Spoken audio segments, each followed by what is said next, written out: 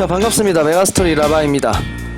이제 슬슬 가을이 오나 낮에는 좀 더운데 밤이나 아침에는 꽤 서늘하네요. 이럴수록 감기 많이 조심하시길 바라겠습니다.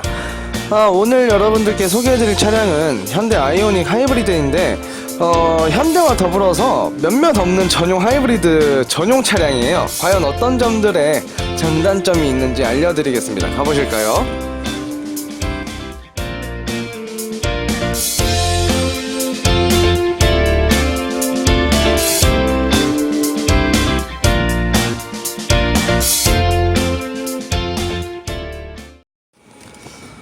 우선 하이브리드 차량에 대해서 살짝 설명 한번 해드릴게요. 일반적으로 많이들 아시는 하이브리드 차량은 우리나라에는 이제 그랜저, 소나타 같은 기존 차량에 파워트레인만 다른 걸 얹은 차량이었고, 이렇게 처음 설계 단계부터 하이브리드 전용 모델이 이제 아이오닉이 있습니다.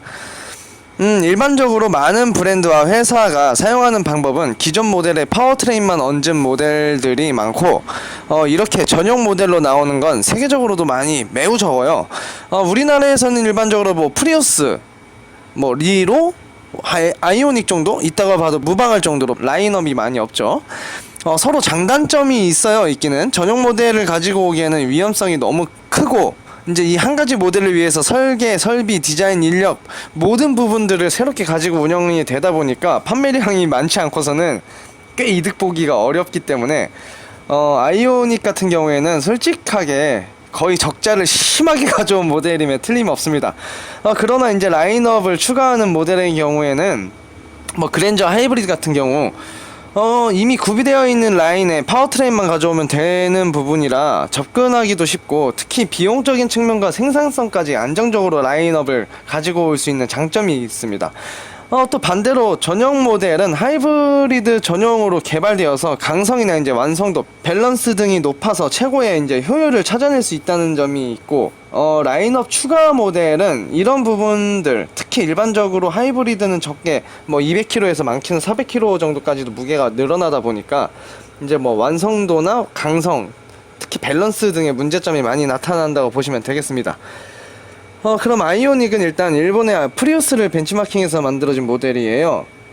근데 이제 두 모델 간의 이제 판매량이 워낙 많이 차이가 나는데, 이게 아이오닉이 프리우스보다 허술하거나 엄청 후져서가 아니라, 프리우스는 이제 최초의 하이브리드 모델이라는 네임밸류도 있지만, 특히 미국 북미 시장에서 엄청난 성공을 이루었는데, 이 시기가 참 잘 맞아떨어졌어요. 이 시기가 이제 프리우스가 나오는 시기에 이제 오일 쇼크죠. 기름값이 천정부지로 상승하던 시기가 있었어요. 2005년부터 10년 사이에 이제 그때 기름을 많이 먹고 연비가 안 좋은 차량들이 대거망작이 되었었는데, 특히 미국이 자국 기업 지키기와 매니아층의 충성심이 진짜 강하기로 유명하거든요. 미국에선 대표적인 이제 허머가 근데 문을 닫을 정도로 심각하게 연비를 따지던 시기가 왔었어요.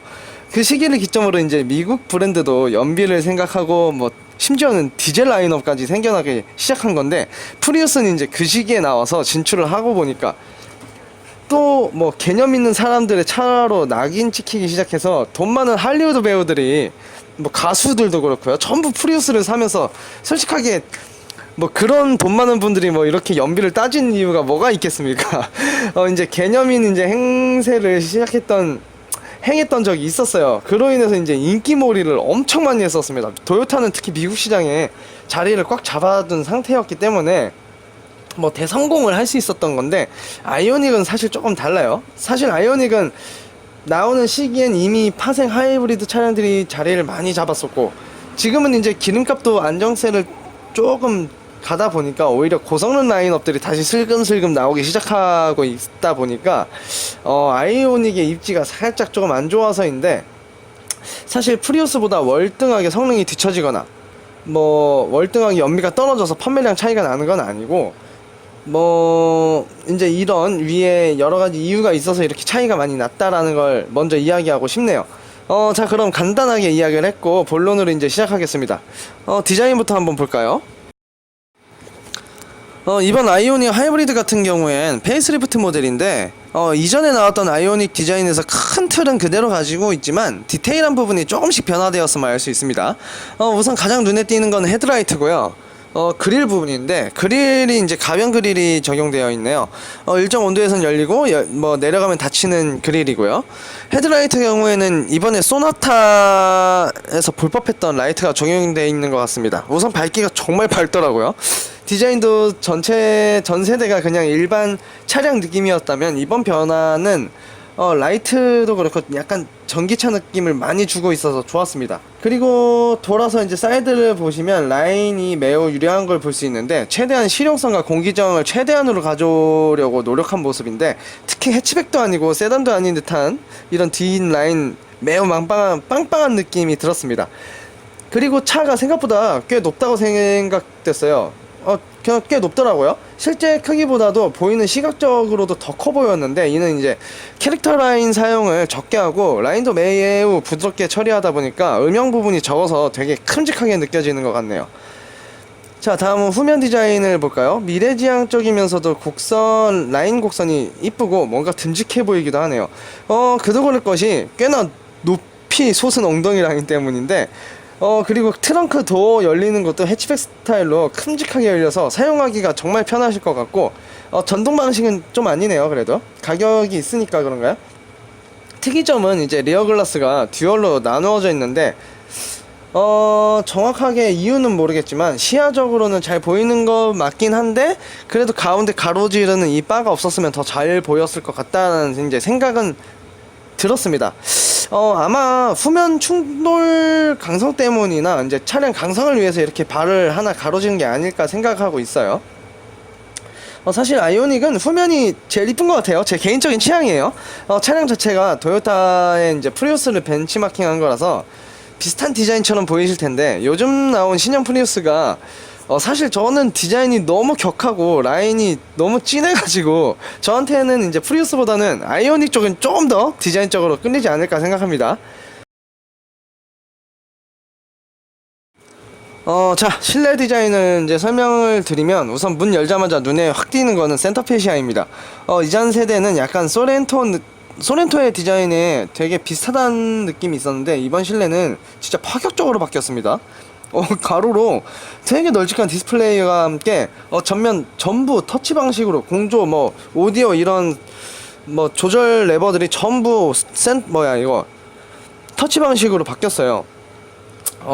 제 스타일은 아닌데 뭐 미래적인 디자인인 것 같은데, 사실 터치 방식이 사실 사용감이 많이 떨어져서 욕을 많이 먹고 있는데, 그래도 현대 터치는 조금이나마 터치감이 나름대로 좋고요. 처음 타시는 분들도 바로바로 센터페시아를 사용하시는데 어려움은 없도록 그래픽 처리 등은 잘 되어 있다고 생각 들었습니다. 단 재질이나 색상을 너무 회색을 많이 사용했어요. 그나마 사용된 재질들이 너무 저렴한 플라스틱들을 들 써서 다행인데, 이 회색 계열과 센터 공조 디스플레이 이 하이그로시 느낌이 좀 많이 졸린 듯한 느낌을 주는 것 같아요. 좀 많이 졸렸어요. 계기판도 디스플레이를 사용하고 있는데, 이전에는 정말 1차원적인 구성의 계기판이었는데, 이번 계기판은 색상도 많아지고 훨씬 이뻐진 것 같습니다. 정보 전달해주는 능력도 매우 만족스러웠어요. 운전석에 타서 마음에 들었던 건 이제 수납 공간이 나름 여기저기 구비되어 있었습니다. 뭐 크기가 큰 건 아니지만 충분하게 자잘한 것들을 놓기에는 충분한 공간이었습니다. 실내 구성에서 약간 아쉬운 건 센터 디스플레이가 큰 것까지는 정말 좋았어요. 너무 일자로 이제 근데 서 있어요. 약간 뒤로 눕거나 약간 위로 올라왔었으면 참 좋았을 텐데, 보기가 너무 일자로 곤두서 있다 보니까 약간 내려보는 느낌이 살짝 아쉬웠습니다. 컵홀더도 너무 저렴한 느낌으로 만들어졌어요. 홀딩해주는 지지대가 2개씩밖에 없는데 좀 아쉽네요. 컵을 꽉 잡아주는 느낌도 없고, 컵홀더 크기도 좀 작은 사이즈였어요. 자, 시트를 이야기 안 할 수가 없네요. 앞좌석 시트가 지지해주는 역할이 조금 많이 부족했어요. 가죽의 질감이 그렇게 고급스럽지 않은 점도 아쉽고, 가죽이 조금 미끌거려가지고 몸이 자꾸 슬립이 일어나네요. 그리고 엉덩이 부분이 조금 더 움푹 들어갔어야 하는데, 위로 본컷 치솟은 이 느낌 뭐죠? 시트는 조금 불편하지 않나 생각이 들었습니다. 뒷좌석은 그런데 반대로 잘 돼 있어요. 차량 크기 대비 무릎 공간도 무릎 공간인데 엉덩이 부분이 움푹 파여 있어가지고 앉았을 때 전혀 불편함이 없고요. 오히려 앞좌석보다 뒷좌석이 안정적인 느낌을 많이 주는 것 같았어요. 앞뒤 시트 설계하신 분이 뭔가 착각을 하신 게 아닌가 싶기도 하고요. 트렁크 공간은 넉넉하면서 시트가 폴딩되기 때문에 큰 짐이나 많은 짐을 실기에도 적합하였습니다. 다만 이 차량이 이제 2,800이 조금 넘는 수준인데 이제 그랜저 하이브리드가 3,400 정도부터 시작한다고 한다면 사용된 재질이나 완성도 차이점이 엄청 많이 나는 것 같아요. 진짜 그랜저가 정말 가격 대비 월등하게 나온 건가요? 그럼 외관 실내 디자인이 이 정도로 설명해드리면 될 것 같고, 주행하면서 또 차근차근 이야기 해보도록 하겠습니다. 센터 디스플레이가 얘기가 나왔으니까 할게요. 디스플레이가 큰 것까진 좋았는데 의외로 후방 카메라 화질이라고 하죠. 화질이 그렇게 좋진 않았습니다.